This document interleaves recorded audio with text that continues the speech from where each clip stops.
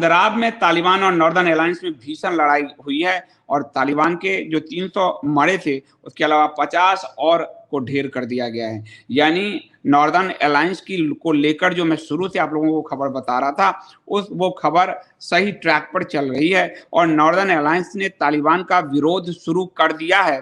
ना सिर्फ विरोध शुरू कर दिया है बल्कि कल परसों में 300 तालिबानी मारे थे, आज करीब 50 लड़ाकों को ढेर किया गया है और अंद्राब में जो है इसमें तालिबान का कमांडर भी ढेर हो गया है। तालिबान का कमांडर भी ढेर हो गया है।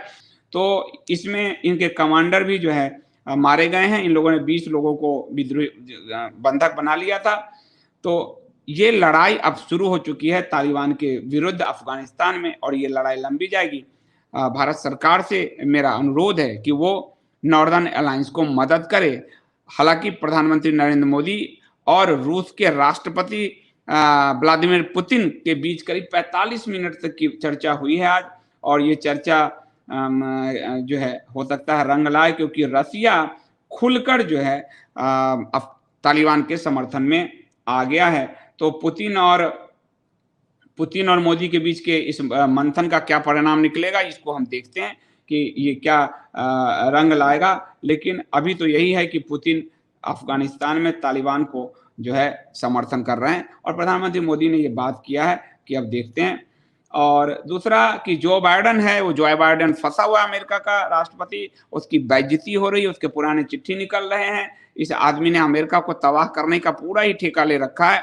हालांकि अमेरिका जो दूसरे के खून पर पलता रहा उसे किसी न किसी एक दिन तबाह होना ही है और जो दूसरों के लिए काटा बोता है वो तो होगा ही। और इसलिए जो बाइडेन के आपको कल बताया था अलकायदा सपोर्ट करता था जो बाइडेन को जब बराक ओबामा शासन में थे और बराक ओबामा का ये उपराष्ट्रपति था।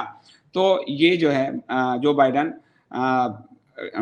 ने एक बयान और दिया है कि युद्ध के दौरान अमेरिकी सेना की मदद करने वाले अफगानियों को बाद में अमेरिका में शरण दी जा सकती है। ये बात कहा कि अपने सैनिकों को बचाने का एक जो है उसने एक जाल फेंका है कि हम आपको अमेरिका की नागरिकता के लिए तो लोग मरते रहते हैं, मिडिल ईस्ट वाले तो और मरते रहते हैं, कोई भी मरता रहता है, तो उसको नागरिकता हम देंगे यदि आप हमारे अमेरिकन नागरिकों को बचाओगे, सैनिकों को बचाओगे। आप समझिए वो कितना असहाय है, अमेरिका जो सुपर पावर बनता था कितना असहाय है कि वो कह रहा है कि हमारे सैनिकों को और लोगों को बचाओगे तो नागरिकता देंगे। जो बाइडेन ने अमेरिका की रीढ़ तोड़ दी है और ये बात साफ दिख रहा है और दिख रहा है कि वो हथियार और ड्रग के कारोबार में अमेरिका जो लिप्त है वो मिडिल ईस्ट को कभी स्थिर नहीं होने देगा। और इसीलिए सीरिया के बाद, इराक के बाद अफगानिस्तान, इराक, सीरिया होते हुए फिर से अफगानिस्तान में अमेरिका पहुंचा है और स्थिरता पैदा करने के लिए। इधर आपको बताऊं कि हमारे वहां से गुरु ग्रंथ साहब को हमारे मंत्री हरदीप पुरी जी जो है सर पे उठाकर आपने देखा होगा, तीन गुरु ग्रंथ साहब की प्रतियां भी अफगानिस्तान से लाई गई है। वहीं अफगानिस्तान की टॉप स्टार है, उसने कहा है कि अब हमारा सहारा सिर्फ भारत है, यानी भारत को इस ट्रैप में नहीं फंसना है। हालांकि वहां के जो लोग हैं, क्योंकि सारे वहां गिद्ध नोचने के लिए बैठे हैं और वो सोच रहे हैं कि जिस भारत ने हमारे विकास की राह खोली, जिसने हमारे संसद भवन निर्माण किया, हमारे इंफ्रास्ट्रक्चर का विकास किया, वो भारत हमें बचाएगा। लेकिन भारत अपने सैनिक नहीं भेजना चाहिए क्योंकि वो एक ऐसा पाताल है अफगानिस्तान जहां न रसिया जीत पाया ना अमेरिका जीत पाया। हाँ, भारत नॉर्दर्न अलायंस को मदद करे ये ज्यादा अच्छा है, वहां के जो लोग हैं। लेकिन इस अच्छी बातों में भारत सरकार इनको वीजा ना दे। हालांकि भारत सरकार ने ई वीजा 6 महीने के लिए जारी कर दिया है जिसमें धर्म और मजहब की कोई बाध्यता नहीं रहने दी है। और यहाँ दिल्ली में अफगानी जो यहाँ रह रहे हैं इन्होंने उत्पात मचाया है और यहाँ दिल्ली में बड़े पैमाने पर इन्होंने प्रदर्शन भी किया है। वो चाहते हैं कि भारत में जो पुराने रह रहे हैं उनको शरण दिया उनको नागरिकता दिया जाए और जो वहां से भाग कर आ रहे हैं उनको शरण दिया जाए। तो सीधी सी बात है, आपको आज ये अफगानी शरणार्थी दिल्ली में जमकर जो है कल प्रदर्शन किया है, तो ये साफ दिख रहा है कि आप अपने हाथ पांव जलाने की तैयारी करेंगे यदि इनको नागरिकता देंगे।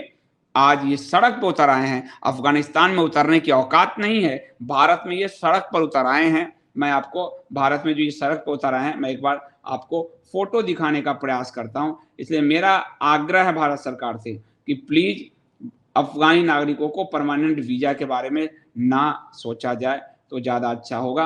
आपको मैं ये फ़ोटो दिखा देता हूँ, ताकि आप देखिए कि ये लोग कैसे जो है प्रदर्शन कर रहे हैं। We are victim.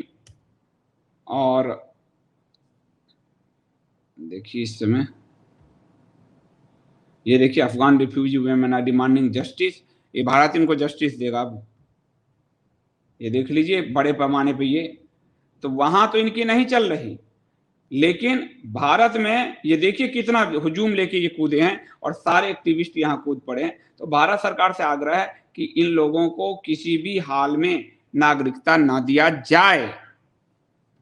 E visa जारी कर, ना उनको ईरान दे रहा, ना उनको तुर्की दे रहा, ना उनको अमेरिका नौटंकी कर रहा, जो हमारे नागरिकों को बचाएगा और सैनिकों को बचाएगा। कोई नहीं दे रहा है, हमने अपने मुँह खोले हुए हैं। तो अब वहाँ प्रदर्शन कर रहा है, म्यांमारी हरे टिड्डे, बांग्लादेशी हरे टिड्डे, अफ़गानी हरे टिड्डे, अब हम सब हरे टिड्डों का ही देश बन जाओ, फिर क्या ज़रूरत थी यहाँ इसको विभाजन करने की, रहने देते। तो ये स्थिति है, लेकिन मेरा आग्रह होगा भारत सरकार से कि इन लोगों को किसी भी हाल में नागरिकता ना दिया जाए। मैं पंचमक्कारों के साथ मानवता जैसे झुनझुने, जैसे मानवता जैसे जो ये नकाब है उसको ओढ़ने में विश्वास नहीं करता। जैसे को तैसा तैसा टिट फॉर टैट, जो ये जैसे हैं वैसा ही इनका उनके साथ व्यवहार होना चाहिए।